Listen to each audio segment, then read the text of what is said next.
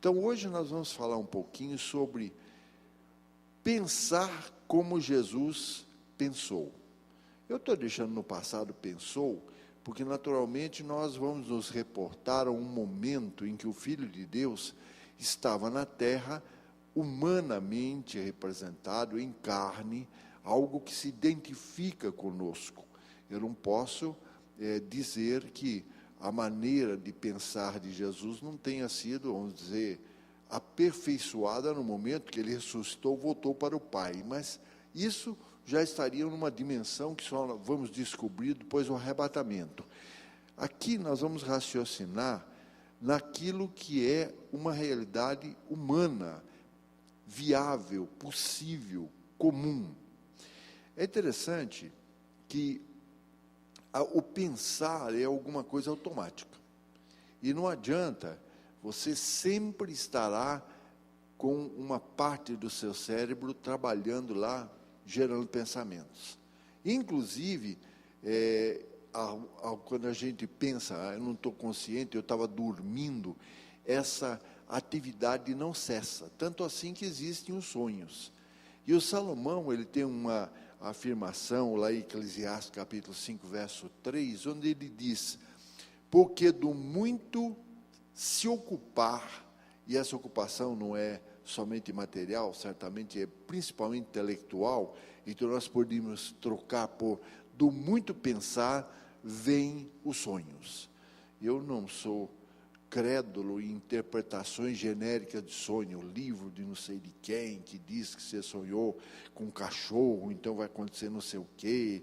Aí tinha uma senhora lá que morava perto de mim quando eu era criança, que sonhava e jogava no bicho a partir daquilo. Isso são fantasias. Mas aquela movimentação da nossa mente ao passar pelo dia, experimentar coisas, ela se estabelece em nós e quando chega à noite o sonho é, vamos dizer, concretizado a partir disso. O René de Descartes é um filósofo, um pensador francês. Ele escreveu um livro em 1600, lá um pouco depois do descobrimento do Brasil, e ele tem uma frase que diz: penso, portanto, existo. Essa é uma frase clássica que, de certa forma, une o quê? A existência do homem, a sua capacidade de pensar, de raciocinar. Agora, nós temos, às vezes, uns subterfúgios, né? Tá, aquelas pessoas muito próximas, assim, sei lá, namorados, marido e mulher, um vira para o outro e fala: o que é que você está pensando? Aí a pessoa diz: nada. Quer dizer, é impossível isso, mas é uma forma de não querer, vamos dizer, às vezes, externar alguma coisa que vai lá dentro da mente. Naturalmente, todos vocês, e eu da mesma forma, já pensei um bocado. Eu calculo aí que eu tenha pensado aí em torno de uns 2,5 bilhão de minutos na minha vida, porque eu não paro de pensar, então eu pensei isso desde que eu nasci, talvez até antes, né? Há certas impressões que eles discutem se o próprio bebê, antes de nascer, já não está sendo, vamos dizer, instruído. E algumas coisas você pode, umas poucas coisas, nessa meditação, eu tive que fazer alguma síntese, porque ele tem um potencial, esse tema, de muitas ideias, e a gente tem que simplificar. Mas veja bem, as ações que nós praticamos, como já até mencionamos, elas induzem pensamentos. Só que os pensamentos induzem ações, então isso cria uma dinâmica contínua. Segundo lugar, é muito mais fácil pensar negativo do que positivo. Isso é uma tendência do ser humano. Terceiro, pessoas e o ambiente que nos cerca, eles têm um grande efeito sobre a nossa maneira de pensar. Há quem, inclusive, porque talvez não esteja tão assim forte nas suas determinações, que quando o ambiente fica lá embaixo, ele também vai junto com ele. Uma outra questão é que o conhecimento, ele serve de apoio para que nossos pensamentos sejam, vamos dizer, organizados. Quem entende muito no certo assunto, aquilo vem à tona e imediatamente o que ele faz? O cérebro já coloca no lugar, sei lá, o bom no português, o bom na matemática. Quando ele percebe alguma coisa errada, ele já, o cérebro já ordena. Ora, qual é a maior fonte de orientação que existe? É a palavra de Deus. Só que, por incrível que pareça, depois vocês vão pensar a respeito disso, nós, de certa forma, tornamos a Bíblia um pouco poética. História, umas coisas tão, assim, simpáticas, mas, em termos práticos, como algo que integra a nossa vida, isso não é tão comum. E, finalmente, nessa simplificação da lista, geralmente, o que eu penso ao meu respeito não é aquilo que você pensa a meu respeito. Então, nossa realidade é um pouco nossa, ou totalmente nossa, ao passo que o mundo inteiro está vendo a coisa de uma maneira bem estranha, bem diferente, e às vezes até muito mais positiva do que nós imaginamos. Houve uma premiação em Cannes sobre anúncios, e um anúncio que ganhou muitos prêmios foi um anúncio que uma pessoa descrevia a si mesmo para um artista sem que ele a visse, ele fazia um desenho. Aí alguém via a pessoa e descrevia também para o artista. Os desenhos não batiam, eles eram diferentes. O que acontece? Nós, quando estamos raciocinando a respeito de modo de pensar, é naturalmente em vista a alguma coisa superior. Então eu disse, conhecer a palavra de Deus é uma maneira pela qual o nosso modo de aperfeiçoar a vida, a realidade e tudo mais, é o modo mais prático, mais seguro. Isso nos leva à ideia de que quem é nascido de novo, que é o verdadeiro essência da salvação, ele deve exercer um pensamento diferente daquele, não é da outra pessoa, porque eu disse que cada um vê a si mesmo e aos outros diferente, mas diferente daquilo que eu pensava, ou que eu pensaria, estando fora da realidade das coisas de Deus. Porque é quase que, usando um simbolismo bem assim rudimentar, eu entrasse num quarto escuro e encontrasse ali alguma coisa que eu estou, um objeto, e pelo tato eu tentasse definir o que representa aquele objeto. É lógico que meu limitado poder de discernimento pode chegar a uma conclusão muito equivocada. Agora, se a luz se acender e eu puder ver diretamente, mas é isso, então agora eu entendo perfeitamente. É o que acontece na relação entre uma pessoa comum, o ser humano normal, e o que foi iluminado pela palavra de Deus. Só que eu colocaria um fato que é preciso que nós levemos em consideração. Vocês sabem que já mais ou menos é comum eu pegar a situação, levá-la para o extremo mais desafiador e depois resgatá-lo pela palavra de Deus. Mas veja bem, quando nós nascemos, quando nós crescemos, quando nós observamos o mundo que nos cerca, fica estampado, impresso, gravado no nosso modo de ser, um tipo de pensamento.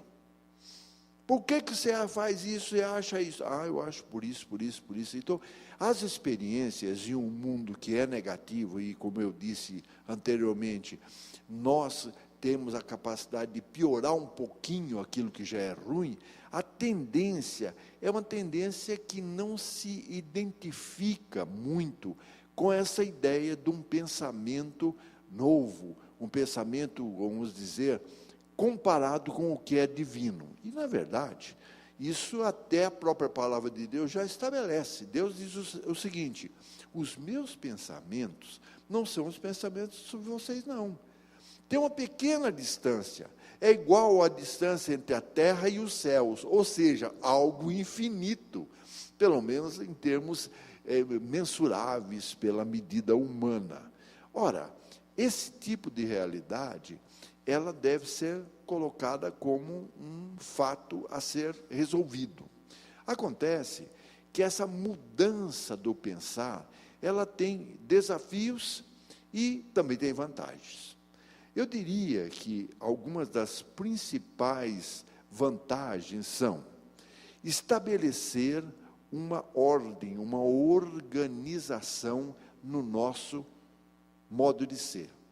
Tenha dúvida de que uma das melhores coisas que você pode conquistar na vida é um pensamento organizado. Você chega, planeja as suas ações, automaticamente elas vão numa ordem crescente, uma vai encaixando, de repente termina o tempo, você terminou a sua tarefa. A pessoa que é desordenada, ela não tem uma mente organizada, ela faz, se cansa, destrói as suas oportunidades e não consegue nada. Acontece que o próprio Salomão diz assim: confia ao Senhor as tuas obras e os teus pensamentos serão estabelecidos. Ora, no momento em que eu estou pensando em harmonia com Deus, esse pensamento se torna organizado. Segundo lugar, a coisa mais importante, talvez, que nós podemos almejar, e Jesus, inclusive, foi muito generoso nos prometendo isso, é a possibilidade de estar em paz. Gente, nós fizemos vários estudos a respeito disso. Fortuna, sucesso, saúde, situações as mais interessantes que possíveis, elas perdem toda a cor, perdem todo o significado se a pessoa não está em paz. Eu sei disso porque eu não tenho muita preocupação comigo mesmo, eu sou meio desinteressado, eu tenho pouco desse negócio de ficar preocupado comigo, mas eu, quando meus filhos eram pequenos, um filho saía, daí ele passava da hora, ele tinha saído com alguém, naturalmente, mas passava da hora, não chegou. Você acha que eu ia sentar, jantar, fazer alguma coisa? Não, eu parava tudo. O que aconteceu? E aquilo tirava a minha tranquilidade. Daí, de repente, o filho chegava. Chegava, você ia dizer, quando chegar, eu vou apertar o pescocinho daquela criatura. Daí, o alívio é tão grande que você não faz nada disso. Aí você sente que está com fome, você sente que tem que fazer alguma coisa. Ou seja, a paz, ela se torna assim preciosíssima. Só que a Bíblia diz: tu conservarás em perfeita paz aquele cuja mente está firme em ti, porque ele confia em ti. Ora, se eu tenho minha mente fixada em Deus, eu estou buscando uma identificação com o pensamento divino, e eu tenho paz. Terceira questão é que, veja bem, há realmente uma coisa que a gente nem gosta de falar, mas a Bíblia diz: há muitos caminhos que eu acho que são ótimos.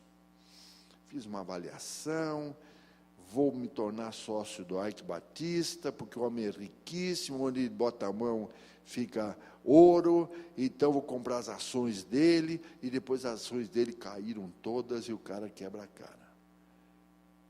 O que acontece? A relação com Deus, esse modo de pensar divino, ele abre para nós a possibilidade de fazer escolhas que são dos melhores resultados possíveis. Por exemplo, o temor do Senhor é o princípio do conhecimento. Então, é a chave do conhecimento. E isto leva a uma série de consequências. Por exemplo, o prudente observa os seus passos.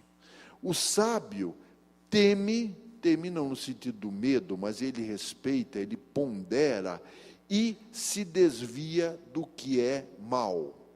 Então, é uma questão de eu observar os sinais que estão diante de mim, é eu perceber a realidade do que está acontecendo e atingir os melhores resultados. Bom, eu citei 3 vantagens. O tempo não permite a gente fazer um aprofundamento, são muitas. Mas eu lembro aquilo que nós já ponderamos. Os pensamentos de Deus são mais altos que os meus pensamentos. Então, seria ótimo identificar-me com o pensamento divino. Mas como? Ele é infinitamente superior ao meu. Então, eu diria que está faltando um elo, está faltando uma ponte, está faltando uma conexão para que eu consiga atingir esse tipo de realidade. Muitas pessoas gostam de discutir esse assunto, eu gosto em termos, e esse sobrou até essa pergunta, eu acho, na escola dominical, o nosso tempo foi superado, discutindo sobre os dinossauros. Gente, é uma coisa muito complexa você querer compatibilizar a descrição bíblica com a descrição científica. Mas uma coisa eu tenho convicção, é um pensamento meu, não posso provar. As pessoas às vezes imaginam que Deus criou Adão e Eva, no dia seguinte eles foram lá e já pecaram e já foram expulsos. Não. Ninguém é capaz de dizer o tempo que eles ficaram no Éden. Seguramente o Éden não é uma dimensão física. A Bíblia diz, tinha o rio Eufrates, tinha o rio Tigre, tinha não sei o quê, dá a impressão que ele fisicamente estaria na região da Mesopotâmia, da Pérsia ali. Só que ele, o Jardim do Éden, possui uma árvore que você só ouve falar de novo dela lá no Apocalipse. E no meio da praça, de uma e de outra banda do lado do rio, estava a árvore da vida que produz um fruto de mês em mês e cujas folhas são para a saúde das nações. Então, espera lá, ali é um lugar de uma dimensão espiritual. Assim sendo, talvez o Adão e a Eva, que não tinham pecado, não envelheciam, nem nada, ficaram lá milhares, milhões de anos, eu sei lá. E é interessante notar que durante esse tempo, eles tinham um tipo de bate-papo com Deus continuado. Tanto assim que quando eles erraram e cometeram a bobagem de querer ter um pensamento próprio, eles foram se esconder. E Deus falou assim, cadê vocês? Por quê? Porque ele está acostumado a encontrar com eles. Então havia em Adão e Eva uma harmonia, ou seja, a obediência a Deus estabelecia que eles pensavam como Deus queria. Mas eles sabiam tanto quanto Deus? Não é isso. Mas eles tinham um pensamento que combinava. Deus disse, não faço, eu não faço. Deus disse, faça, eu faço. E esse momento em que eles pecaram foi exatamente por aquele equívoco, né? Você vai saber igual a Deus, não sei o quê. Todo estudo a gente fala do Adão e Eva. Então, este tipo de situação os expulsou do jardim e colocou a sua maneira de pensar nessa distância que Deus acabou de dizer, infinita. Então, nós precisamos de uma forma de superar isso. Evidente que eu, com meu pensamentozinho bem pequenininho, não vou achar essa fórmula. Eu não vou dar provimento. Eu estou humanamente aquém dessa possibilidade. Só que Deus, Ele mesmo, que tem o poder absoluto, porque quem pode mais, pode menos, Ele fez essa providência. E a Bíblia nos diz claramente que o pecado, ou a quebra da harmonia para com Deus, entrou por um homem chamado Adão, mas que, através de Jesus, veio a redenção, e por um homem entrou a possibilidade de retornarmos à harmonia com Deus. E a Bíblia é muito categórica, que Cristo é o elo e o único elo entre Deus e o homem. Nós não estamos sendo sectaristas, eu sou cristão, o resto não tem nada a ver. Não é uma questão de lógica, onde Cristo, ao mesmo tempo, era Deus e era homem. E a Bíblia diz tranquilamente, em muitas ocasiões, que a realidade de Cristo, ela gera para nós, como foi a conversa com Nicodemos, um novo nascimento. E Jesus disse para Nicodemos, ninguém subiu ao céu, a não ser aquele de lá desceu, que sou eu, e depois eu vou voltar para lá. Então eu vim diretamente lá do gabinete de Deus, aqui com a informação que ninguém tem, porque só eu tive essa experiência. Ora, quando Pedro fez aquele primeiro discurso após o Pentecoste, ele afirmou categoricamente, nenhum outro nome há dado entre os homens pelo qual devamos ser salvos. Somente o nome de Jesus. Mais à frente, Jesus conversava com os discípulos e disse para eles: não fique triste não, eu vou para o Pai, mas eu vou voltar. Vou preparar um lugar para vocês, daí eu vou retornar, etc. e tal. Aí chegou aquele nosso colega, o Tomé, e diz: mas Jesus, como é que nós vamos saber para onde o Senhor vai e vamos encontrar o Senhor, se nós não conhecemos o caminho? Aí Jesus disse: eu sou o caminho. Ou seja, ele fez algo que abriu a possibilidade de nós retomarmos a nossa harmonia, a nossa correlação, o nosso contato com Deus. Então existe nisso a resposta que seria a resposta perfeita. Mas espera lá. Então aí vem o raciocínio que se torna mais, vamos dizer, direto. Pensar com identidade com Deus significa pensar como Jesus pensou. Ah, que legal. Só que tem o seguinte: quando nós falamos de pensar, nós precisamos deixar um pouquinho assim, aquela empolgação nascida das promessas e parar para avaliar as responsabilidades, as implicações e a posição que nós temos que assumir. Há certas coisas que estão na palavra de Deus, que são verdadeiras, é lógico, que Jesus prometeu. E as pessoas gostam de pregar e de ouvir isto. Uma das coisas que Jesus falou aos discípulos foi o seguinte: olha, eu garanto a vocês, ou seja, em verdade, verdade vos digo, que aquele que crê em mim fará as obras que eu faço e as fará maiores do que essa. Oh, ótimo, que maravilha, eu tenho poder, aí já viu fazer de tudo.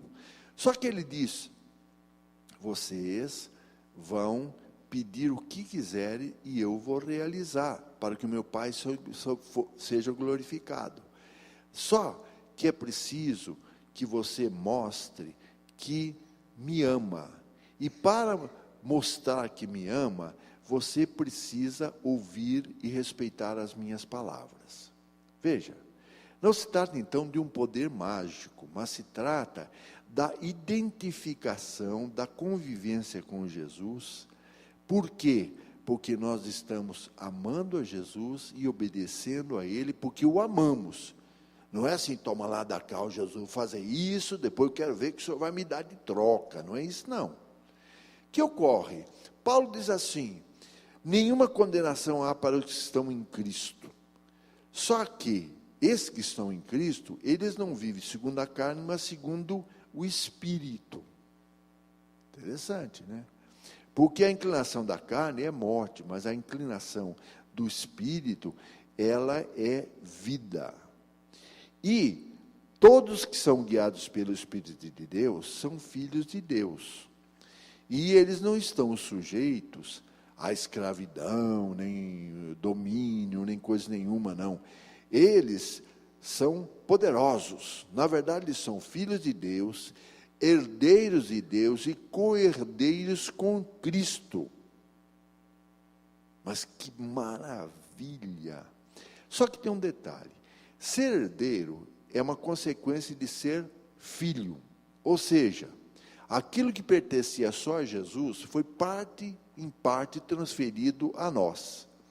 Só que isto está vinculado àquela ideia: identificar-se com Jesus, agir agradando a Deus como Jesus age. E aí diz: não pode andar segundo o que você acha, pedidos, interesses, coisas da carne, mas ser guiado pelo Espírito Santo.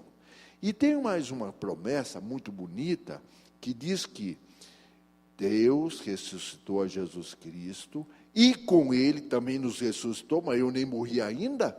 Não morreu ainda, mas espiritualmente você passou da morte para a vida. E nos fez assentar com Ele nos lugares celestiais. Poxa, mas só tem coisa boa. Eu posso fazer as obras que Ele faz e maiores.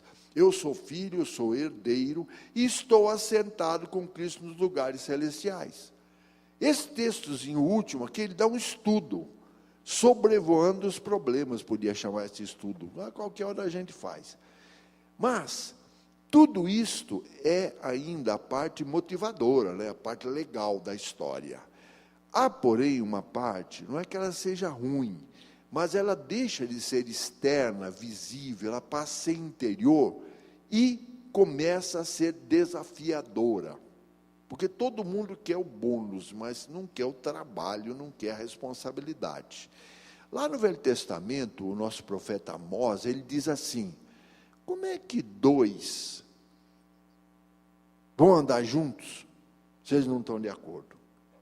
Mesma coisa que dizer, para que dois andem juntos, eles têm que pensar de uma maneira, no mínimo, semelhante. Veja bem, quando você pega os apóstolos, quando a igreja estava se estabelecendo, estava sendo formada, eles tiveram um trabalho muito grande para tentar fazer valer uma coisa que é um paradoxo daqueles que nós sempre discutimos, porque todo mundo afirma, e é verdade bíblica, pela graça sois salvos.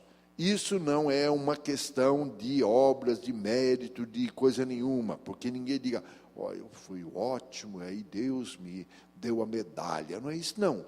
Só que eles tinham que ensinar para as pessoas que a salvação era um novo nascimento, e como novo nascimento, haveria de gerar uma nova vida.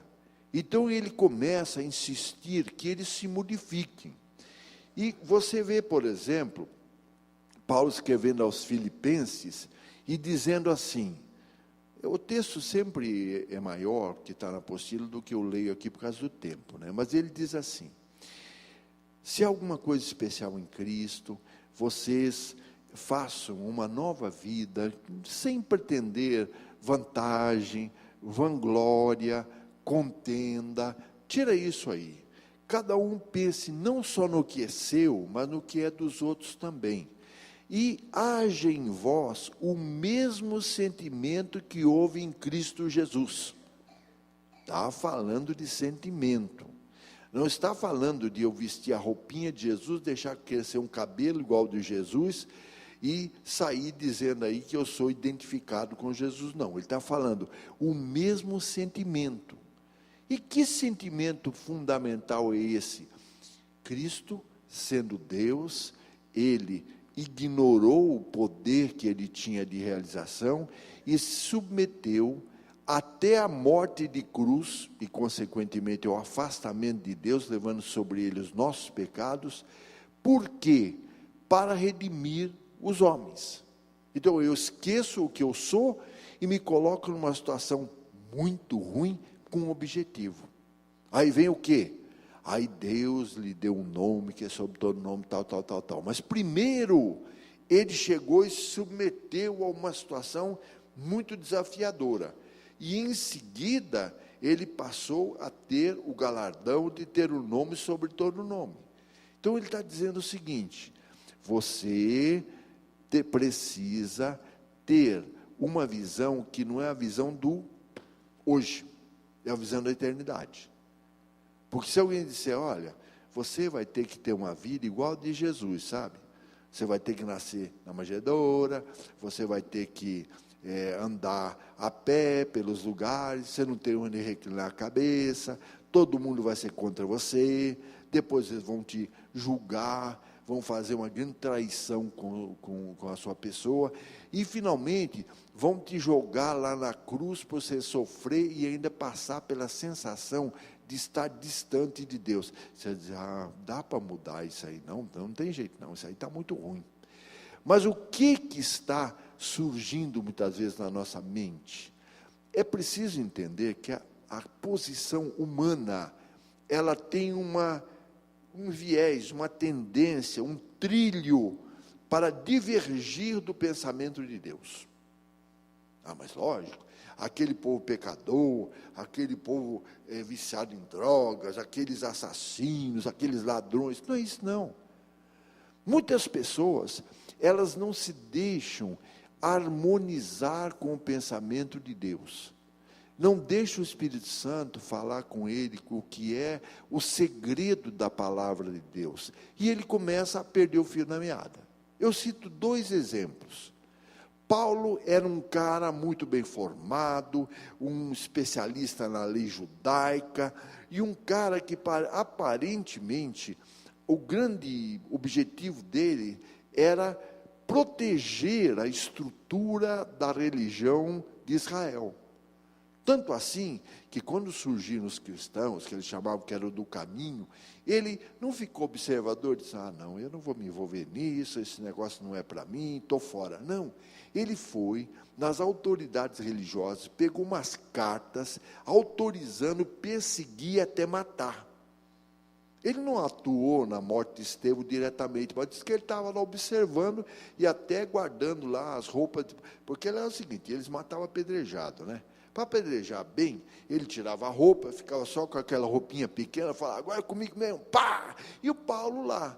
Só que quando ele estava cumprindo essa missão particular dele, de servir a Deus, defender o judaísmo, ele foi para Damasco. E no meio do caminho, o que aconteceu? A Bíblia diz que veio uma luz sobre ele, muito grande, e ele caiu por terra, e ele disse, mas o que está acontecendo? E veio a resposta, eu sou Jesus a quem tu persegues, duro é para ti recalcitar contra os aguilhões. O que isso quer dizer? Ele estava querendo fazer um serviço para Deus no sentido diferente do pensamento de Deus. Mas eu acho que é desse jeito. Chegou um caso extremo de Paulo, porque você não tem informações que Jesus apareceu para A, B, C, D, para falar diretamente. Não. Esse foi um caso muito especial. Mas por quê? Porque a intenção de Paulo era servir a Deus. Ele queria servir a Deus, mas não sabia como. Tanto assim que ele cai, fica cego, vai para a cidade, recupera a vista, recebe o poder do Espírito Santo. No dia seguinte já estava servindo a Jesus até a morte dele. Ora, não fez cursinho, não fez transição, não fez nada, porque a intenção do coração dele era correta, mas o pensar estava errado. Outra questão muito conhecida que nós vemos falando dela. Jesus vai a uma certa casa, ali estão 2 mulheres, uma fica muito motivada, porque os orientais são muito dados à hospitalidade, saiu correndo e começou a procurar uma forma de agradar Jesus, e veio lá outra menina, Maria, sentou perto de Jesus e falou, mas Jesus, como é que é mesmo? O Senhor é filho de Deus e tal. A Marta falou, Jesus, pede para essa menina me ajudar. Ele falou, ela escolheu a melhor parte e isto não lhe será tirado. Ou seja, a Maria pensou certo, mas a outra não. Ora, para que nós nos identifiquemos com Jesus, eu podia fazer uma listagem imensa aqui. Só que eu não tenho tempo. Então, alguns pontos que são fundamentais. Primeira coisa, é preciso, eu não vou falar que coisa fácil não, mas é o que a palavra de Deus diz. É preciso amar como Jesus amou. Jesus diz assim, como o Pai me amou, eu vos amei a vós, permanecei no meu amor. O meu mandamento é esse, que vos ameis uns aos outros, como eu vos ameis. Se vocês querem ser meus amigos, obedeçam o que eu mando. Só que o ensinamento de Jesus, você sabe muito bem, foi o seguinte, não ame o filho, a mulher, o tio, os caros colegas, ame os inimigos. Mas a Bíblia diz que Deus prova o seu amor para conosco, que Jesus veio e nós éramos inimigos. Segundo lugar, perdoar como Jesus perdoou. Eu podia falar aqui que Deus não julgava, etc. Mas vamos só falar que Ele perdoou como... E como Ele perdoou, nós deveríamos perdoar. Veja o que acontece. Jesus ensinou perdão na oração. Jesus disse que precisava perdoar 70 vezes 7 por hora, e vai por aí afora. O que acontece? Ele, Jesus, não ficou nas palavras, porque quando ele estava sendo crucificado, não foi assim, lá no templo, numa boa, não. Foi no pior momento, ele virou e disse: Pai, perdoa, porque eles não sabem o que fazem. Gente, se alguém já te deu um pontapé na canela, naquela hora é difícil você perdoar. Você depois vai se acalmar, mas naquela hora é difícil. Terceira questão: entender a necessidade dos outros como Jesus entendeu. Jesus tinha a capacidade de ficar 40 dias jejuando. O que ele devia pensar? Bom, eu fico 40 dias, o povo pode ficar 4 dias, 4 horas, 40 horas. Só que a Bíblia diz que quando aquele povo estava perto dele, ele achou que tinha passado a hora da comida, ele disse para os discípulos: dá de comer para esse povo. Como eles não sabiam como fazer, vieram os peixes e os pães, e Jesus transformou o lanchinho numa festa que sobrou muita coisa. Outra questão: é preciso, e isso é uma coisa fundamental na vida espiritual, manter-se submisso ao Pai. Jesus diz: meu Pai trabalha desde o princípio, e na verdade eu pessoalmente não posso fazer coisa alguma se o Pai não assim determinar. Então ele fazia maravilhas, mas ele nunca dizia: isso que é o seguinte, isso aqui é porque eu sou bom. Ele dizia: eu não busco a minha vontade, mas a vontade do meu Pai. E você sabe que o momento mais terrível que nós tivemos foi quando ele, ali no jardim, chegou e disse assim: Pai, se for possível, passa essa minha experiência, usado na expressão cálice, mas não seja feita a minha vontade, mas a sua. Humildade. Eu falei antes que Jesus passou por coisas que a gente nem gostaria de experimentar. Mas ele diz assim: aprenda de mim, que sou manso e humilde de coração. Outra questão que parece óbvia, mas é importante: Jesus nunca duvidou de Deus. Nós duvidamos só todo dia, né? Mas ele nunca duvidou de Deus. O milagre mais espetacular que ele fez foi a ressurreição de Lázaro. E você sabe que quando ele estava lá na frente, ele falou assim: Pai, eu estou orando para o Senhor, não é que eu não saiba que o Senhor sempre me ouve, eu sei que o Senhor sempre me ouve, só que é o seguinte, eu faço isso para que todos saibam que eu estou pedindo para o Senhor, porque o Senhor vai fazer mesmo. Ô Lázaro, pode sair para fora aí e tal,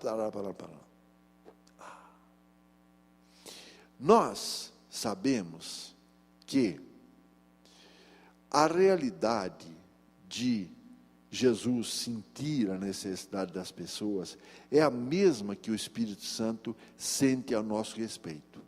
A Bíblia diz que ele passa por um sofrimento, ele sofre e geme, porque nós somos cabeça dura. Você sabe que quando Jesus chegou ali e estava na frente do túmulo de Lázaro, todo aquele povo ali, a Bíblia diz, Jesus chorou. Aí ele chorou porque ficou com saudade de Lázaro, mas lógico que não, ele chorou porque ele percebeu que as pessoas não estavam crendo. Por isso que o Espírito Santo chega e intercede por nós, porque ele sabe que nós somos muito limitados na nossa fé. Outra questão: Jesus nunca teve medo. Você sabe muito bem que João diz que o amor de Deus joga fora o medo. Quando o pessoal chegou para prender Jesus, Jesus perguntou assim: quem é que vocês estão procurando?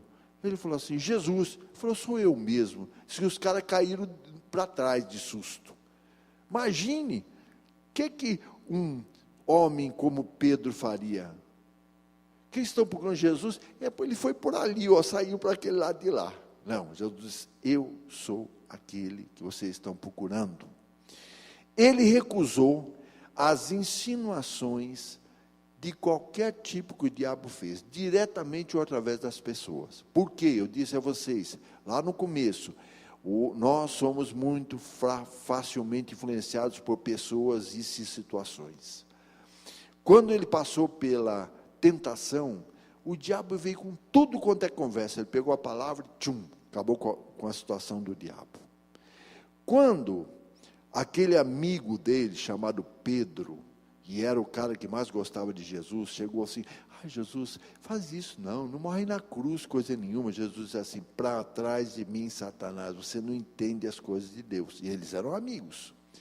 Quando Pilatos chegou e falou assim: ó, Jesus, é o seguinte, o Senhor me trate bem aqui, porque eu tenho poder de matar ou libertar. Ele falou assim: não, você não tem poder, não. O poder que existe, só Deus pode dar. E ele não estava discutindo o poder temporal dele, não. O poder de matá-lo, de soltá-lo, não existia, porque Jesus tinha o discernimento de que haveria de morrer na cruz, porque sem sangue não há remissão. Ora, isto nos mostra que a proposta de pensar como Jesus pensou, ela tem um desafio, além do nosso pensamento ser muito abaixo de Deus, de grande amplitude. Imagine, perdoar, amar, não julgar os outros, confiar em Deus o tempo todo, não ter medo, se importar com o problema dos terceiros. Eu tenho tanta coisa para fazer, eu vou lá me importar com os outros. O conjunto de coisas que mostram o pensamento de Jesus são muito profundas. Jesus chega e fala assim: Jerusalém, Jerusalém, quantas vezes eu queria pegar você e cobrir assim, com as minhas asas, te proteger, mas vocês não querem. Eu vim aqui, preguei, vocês não creram, e eu não pude curar vocês. Nós temos aí um conjunto profundíssimo de ideias para poder identificar nosso pensamento com Jesus. Só que há duas razões pelas quais isto se mostra algo possível. Primeira coisa, Paulo nos ensina o seguinte: nós, depois de salvos, não somos mais meramente pessoas. Até eu colocaria uma similaridade nas palavras de Pedro. Pedro diz que nós somos parte da edificação do reino, onde cada um é uma pedra que vai sendo montada. Agora é interessante, pode ser, de acordo com a descrição de Paulo, que eu seja um dedo, ou que eu seja uma orelha, ou que eu seja um fio de cabelo, sei lá o quê, mas a cabeça nenhum de nós é. A cabeça é Cristo. São vários os versículos que vocês vão encontrar na descrição de Paulo, principalmente, e isto é alguma coisa que mostra uma possibilidade muito interessante. Por quê? Ele é a cabeça do corpo, da igreja, o princípio e o primogênito dentre os mortos. Isso é Colossenses. Quem pensa? A mão pensa, a orelha pensa, o pé pensa, a língua pensa, ela fala, mas o pensamento é da cabeça. Então, espera lá, se eu estou integrado no corpo, ou como Jesus diz, eu sou a videira, vocês são as varas, o raciocínio é o próprio raciocínio de Jesus, automaticamente. Uma segunda questão é a seguinte: quando nós estamos na condição de novas criaturas, Paulo diz o seguinte: nós, na realidade, temos compreensão e entendimento que é voltado para algo que o mundo, ou eu, quando não salvo, não fazia. Ele diz assim: tudo que é verdadeiro, tudo que é honesto, tudo que é justo, tudo que é puro, tudo que é amável, tudo que é de boa fama, se há alguma virtude, se há algum louvor, nisto pensai. E ele diz: andai no Espírito e não cumprireis as fraquezas da carne. De novo, pensai nas coisas que são de cima e não das que são na terra. Ora, quando Jesus nos fala: aquele que quer me seguir, tome a sua cruz e siga, ele não está dizendo que você vai carregar uma cruz igual a dele, não, porque ele carregou para eu não ter que carregar. Tudo bem. Só que eu, quando estou falando em tomar a cruz, estou falando em aceitar o pensamento de Jesus, porque a velha criatura já deve estar morta e agora está existindo uma nova. E Pedro diz: vocês são uma geração eleita e vocês são somente uns peregrinos aqui da terra. Paulo diz assim: vocês estão ouvindo alguma coisa que é a sabedoria que ninguém teve capacidade de entender. Os sábios, os reis não entenderam. Por quê? O que Deus preparou para nós é uma coisa que a cabeça humana não entende. Mas isto porque o homem natural não compreende as coisas de Deus, ele não pensa como Deus. Só que o que é salvo, ele discerne tudo e de ninguém é discernido. Porque quem conheceu a mente do Senhor Jesus para instruí-lo? Mas nós temos a mente de Cristo. Ora, então aqui nós na realidade não estamos falando de uma tarefa complicadíssima que não vai chegar a lugar nenhum. Não é isso não. Nós estamos falando só de assumir aquilo que é a proposta e a realidade e vamos dizer, a condição que Deus já nos deu. Eu sou parte de um corpo cuja mente é Cristo, Ele que pensa. Eu tenho a mente de Cristo, lógico, Ele que pensa, eu tenho a mente de Cristo. Eu deixo o Espírito Santo me guiar aquelas coisas da carne, e veja bem, eu sempre insisto, não é coisa da carne, não é fazer um monte de coisa feia por aí, não. Dúvida, medo, ira, todas essas coisas assim que parecem ser do dia a dia, elas são superadas pela direção do Espírito Santo. E aí eu estou pensando como Jesus pensou. Bom, nosso tempo acabou. Eu quero só dizer o seguinte: quando Jesus estava aqui na terra, lógico que ele pensou continuamente como todo ser humano. Só que ele pensava não somente como homem, mas como Deus. Ora, quando nós falamos de ações de Jesus, nós lembramos que houve muitos momentos em que Jesus precisou se afastar um pouco do que era a realidade comum para pensar. Você vai dizer, mas a Bíblia fala que ele foi orar, mas é a mesma coisa. Você não tem como orar sem pensar nas coisas que são lá de cima. E a Bíblia fala de algumas vezes em que Jesus se afastava.